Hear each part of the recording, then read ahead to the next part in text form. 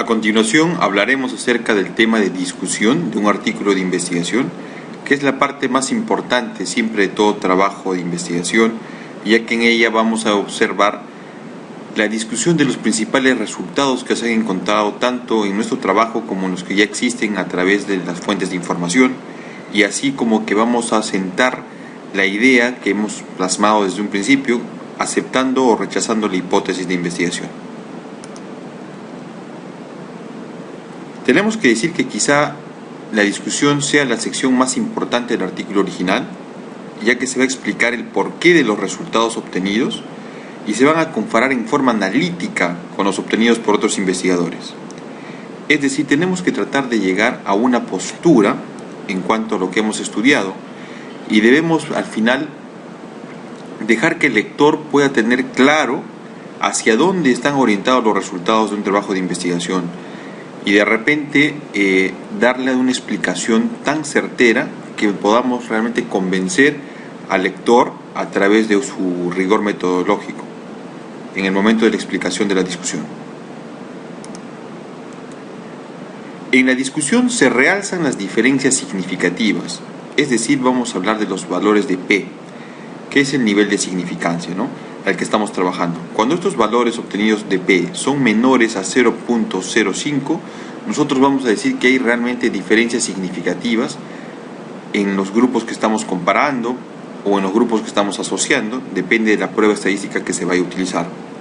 Pero lo que se debe realzar realmente son esas diferencias significativas. Y se va a explicar el por qué es que se han presentado estas diferencias significativas, es decir, el porqué de las mismas. Tenemos que tener en cuenta que no debemos dar mayor espacio a la discusión de resultados que no son estadísticamente significativos, siempre y cuando no sea importante señalarlos. Algunos autores presentan estos resultados diciendo claramente que no son significativos y proceden a discutirlos como si realmente lo fuesen. Por lo tanto, llevamos al lector a tener una distracción en la lectura o realmente enfocarlo en resultados que no son trascendentes para lo que es el tema de investigación. Por eso se dice que no se debe prolongar la discusión innecesariamente, citando trabajos poco relacionados o planteando explicaciones poco probables, ¿no? En realidad, ambas acciones van a distraer al lector y lo alejan de lo que realmente es una discusión verdaderamente importante. Es decir, nosotros tenemos que señalar los principales resultados, las diferencias significativas y sobre todo tenemos que darle una explicación de por qué es que se han producido esos resultados. No es la repetición de resultados, por lo tanto caeríamos en una duplicidad de la redacción, ¿no?, o duplicando las ideas en un artículo científico. La idea de acá es explicar por qué se presentaron esos resultados, si son diferentes, si son significativamente válidos, y al final de cuentas corroborarlo con los que han encontrado otros artículos y decir si estamos en concordancia con sus resultados o no. Cuando hablamos de la estructura de una discusión, podemos nosotros ver en la literatura que en realidad no está del todo normado en cuanto a lo que es una estructura fija para que podamos cumplirla. Yo les puedo recomendar esta que cumple 4 pasos, que me parece que es bastante didáctica y sobre todo es bastante rápida para hacer una discusión. Consideremos que una discusión en un artículo es alrededor de unos 4 o 5 párrafos, ¿no?, donde debemos tratar de descifrar en sí lo que es los principales valores que se han encontrado. Por lo tanto, si es que hablaríamos en hojas, estaríamos hablando de una hoja, ¿no?, aproximadamente. La primera parte de la estructura diríamos que va a realzar las ventajas de la metodología que se ha aplicado en un trabajo de investigación, y también debemos asumir las debilidades del diseño del estudio, puesto que siempre todo trabajo de investigación va a presentar carencias, ¿no? No existe trabajo de investigación perfecto, por lo tanto siempre va a haber la posibilidad de mejorar cada vez el mismo tema, incluso mejorando alguna característica del rigor metodológico. Para esta sección se sugiere redactar máximo un párrafo y se debe considerar lo siguiente. Como ventaja se puede decir, ¿utilizaste una muestra probabilística? Si ese fue el caso, entonces realmente se debe destacar, porque ese sí realmente es un plus para lo que es la evaluación del rigor metodológico, porque podríamos hablar de generalización de lo que son los resultados de la muestra a la población de estudio. ¿Se realizó la prueba piloto? Es otra pregunta que nosotros tenemos que tener bien claro. Es importante haber hecho una prueba piloto, puesto que esto nos estaría asegurando que realmente nosotros detallamos y afinamos los procedimientos en el piloto y sobre todo determinamos una fórmula de tamaño muestral en base a resultados que realmente son cercanos a lo que fue nuestra muestra final. Si se hizo la prueba piloto, ¿qué detalles llamaron la atención? Si el estudio es experimental, ¿qué procedimientos se realizaron al azar? En los trabajos experimentales casi siempre debería estar presente el azar, puesto que con esto controlaríamos lo que son realmente las variaciones que puedan caer en uno u otro grupo, ¿no? De manera que nosotros dejaríamos todo al azar, entonces estaríamos asegurando que los resultados se hayan podido presentar en uno u otro grupo de comparación. También se debe precisar qué tipo de instrumento de medición de las variables empleó, sobre todo si es un instrumento que ha sido validado o no. Si ha sido validado, debemos destacarlo. Si no ha sido validado, debemos asumirlo como una debilidad, o en todo caso, primero debería hacerse una investigación para validar ese instrumento. Y en caso de que se haya validado, ¿cuál fue el procedimiento de validación? Se debe destacar que haya validez y confiabilidad, dos aspectos que los hemos revisado y que son importantes al momento de hablar de un instrumento para captar variables. También tenemos que decir quién se encargó de realizar los procedimientos para la obtención de la información. Fue a cargo de un investigador de más de dos, por lo tanto tendríamos que hablar de capacitaciones, estuvieron capacitados para recolectar la información, quién se encargó de la interpretación de las muestras, estuvo cegado, no estuvo cegado, etc. Explicar la calibración interoperador o interobservador e intraobservador, señalando el puntaje obtenido del índice de capas, SI. En realidad, si ustedes analizan esta parte, muchos dicen, esta es la repetición de lo que sería técnicas y procedimientos. No se trata de repetir lo que ya se puso, se trata de realzar lo que realmente se convirtió en una fortaleza del estudio, para que los lectores puedan entender que el estudio va a recobrar mayor valor por haber tenido este rigor metodológico bien establecido. Por eso es que les dije que esta sección debería ser máximo un párrafo donde podamos resumir realmente las principales fortalezas del estudio, como las que te he nombrado, ahí podrías encontrar tú alguna otra, ¿no?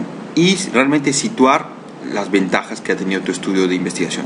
Ahora, si has tenido debilidades, como por ejemplo no tener un grupo de comparación, como por ejemplo no haber hecho aleatorización, no haber utilizado una fórmula de tamaño muestral, también es bueno reconocerlo de cierta medida, para que se dé al lector a conocer que ahí hay un punto donde ellos posteriormente van a poder continuar una línea de investigación y mejorar esa debilidad. Incluso en la parte de recomendaciones también se podría derivar a razón de las debilidades que pudo tener un rigor metodológico. Como segundo punto de discusión, podríamos decir que se debe discutir los propios resultados de la investigación, es decir, yo debo analizar por qué es que se han presentado esos resultados. Entonces acá se sugiere discutir por qué se presentaron los resultados con diferencia significativa, es decir, darle una explicación. Obviamente esto tiene que tener una explicación basada en el marco teórico, ¿no? Porque no podemos imaginar el desenvolvimiento de un resultado, ¿no? En realidad lo que tendríamos que hacer es dar una respuesta, pero en base a un fundamento teórico. También se debe discutir por qué se presentaron los resultados encontrados, qué resultados se pudo encontrar, es decir, las alternativas de resolución del problema, y destacar cuál se presentó. Siempre tenemos diferentes posibilidades, ¿no? En grupos de comparación, etcétera. Entonces debemos decir que cuáles eran las posibilidades que teníamos y cuál realmente se presentó y por qué se presentó. Esta parte básicamente está en discutir los resultados que presentan diferencia significativa a comparación de los otros grupos, ¿no? Que normalmente saben tener los diferentes diseños de investigación. En esta sección no tocamos todavía los otros investigadores. En el punto 3, que se habla de la discusión de los resultados encontrados con los de otros investigadores, es acá puntualmente donde vamos a citar las concordancias y discordancias que se encuentren con los diferentes trabajos de investigación publicados, sobre todo con los más relevantes. En el caso que hubiese gran cantidad de referencias, lo que tendría que hacerse es seleccionar los más importantes. Acá se va a discurrir las concordancias y diferencias de los resultados de otros investigadores con los de la investigación, y se debe realzar la significancia estadística si es que la hay. Incluir los autores con los antecedentes más relevantes para la discusión. Tengan en cuenta que estaríamos hablando que entre estos dos bloques se debe tratar de unos 2 o 3 párrafos más para completar la discusión. Y finalmente hablaríamos del último párrafo de la discusión, al cual le llamamos consideración final, ¿no? Y para eso tendríamos que decir que en casos de un diseño de causa-efecto se debe señalar si se acepta o se rechaza la hipótesis nula. Recuerden que el objetivo de todo trabajo de investigación que tenga variable causa y variable efecto es rechazar la hipótesis nula, porque se busca encontrar diferencia significativa entre los grupos de comparación, ¿no? En los estudios descriptivos no hay hipótesis, pero podría haber una hipótesis de trabajo que podría yo planteármela en función de una base teórica clara, y al final de cuentas sentar la idea, ¿no? De repente a manera de conclusión para situar la idea final. También se debe finalmente poner énfasis en el último párrafo de la discusión, la conclusión general a la que se llegó en el estudio. Ustedes se van a dar cuenta que muchos artículos repiten lo que es el último párrafo de la discusión y se parece a la conclusión del estudio. Otros incluso ya no ponen conclusiones y de frente se quedan con discusión, y se asume que el último párrafo de la discusión es la conclusión a la que llegó el estudio. Yo prefiero que ustedes pongan en el último párrafo también la conclusión general a la que se llegó el estudio, ¿no? Para que se marque finalmente el estudio presenta tales características en cuanto a los resultados que han obtenido, ¿no? Y centran la idea al lector. Y luego en la conclusión pueden poner la misma idea, pero de manera más resumida, ¿no? Porque una conclusión se va a caracterizar, y eso lo veremos en la clase siguiente, que se va a tratar de una redacción muy concisa, donde el lector básicamente se saca una idea general, ¿no? Pero en el último párrafo de la discusión ustedes podrían explicar un poco más esa conclusión general a la que se llegó. Esto sería específicamente también un párrafo. Bien, acá como ejemplo de discusión cogí una discusión de un artículo científico, y bueno, lo que podríamos destacar es que en la redacción de la discusión, todo este primer bloque que lo vemos acá nos habla de las principales características del estudio, ¿no? Nos habla algo de qué tanto se encuentra en la literatura acerca de artículos parecidos al que están haciendo en este trabajo de investigación. También se realza con las personas que se ha trabajado, con quiénes se ha trabajado, qué grupo de comparación tuvieron. También se realza cuántas unidades de estudio tuvieron en este trabajo, en qué características se realizó la investigación y qué cosas se evaluó, ¿no? Si ustedes lo leen al detalle, van a darse cuenta que en este trabajo de investigación lo que buscaron era comparar el ritmo de crecimiento mandibular de acuerdo a lo que son las vértebras cervicales, es decir, el estadio de maduración esquelética, ¿no? Entonces este primer párrafo, simplemente para tener idea, nos realza las características principales del estudio. Nosotros dijimos que podíamos poner las ventajas y debilidades, acá no lo ponen, acá simplemente describen. Yo considero que tan solo poner eso es muy parecido a lo que es técnicas y procedimientos, por lo tanto siempre háganlo en función de ventajas y debilidades. Obviamente las debilidades deberían ser menores, si es que no, en realidad el estudio debió considerarse antes de ejecutarse, ¿no? Porque no podemos realizar un estudio con tanta debilidad al momento del rigor metodológico.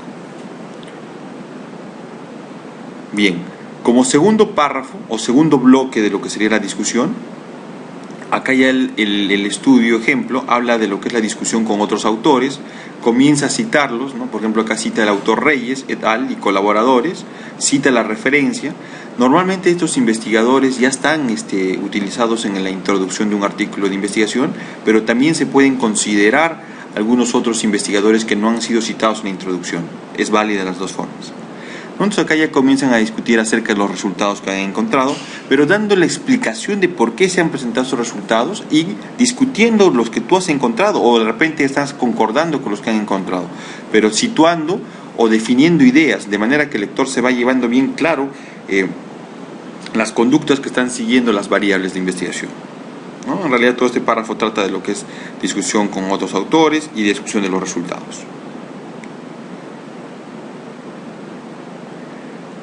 Les recuerdo que la discusión inicialmente puede ser de los propios resultados, es decir, discutir tus resultados, explicándolos, y luego con los otros investigadores.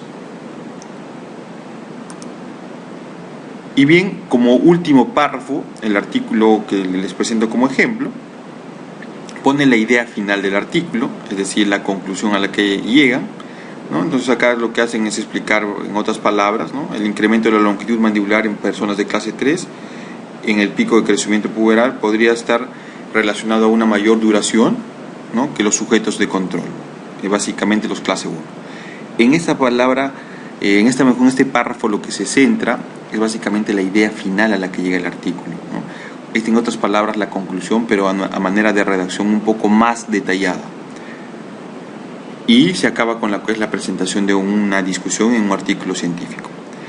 Para redactar esos párrafos, como les dije, esos 4 o 5 párrafos, o aproximadamente una cara en lo que sería la redacción de la discusión, en realidad ustedes deben tener la capacidad de redactar y resumir todo lo que está presente en la literatura para que el autor se pueda llevar una idea final y llevarse una postura, qué es lo que está sucediendo respecto a una determinada variable o un determinado trabajo de investigación.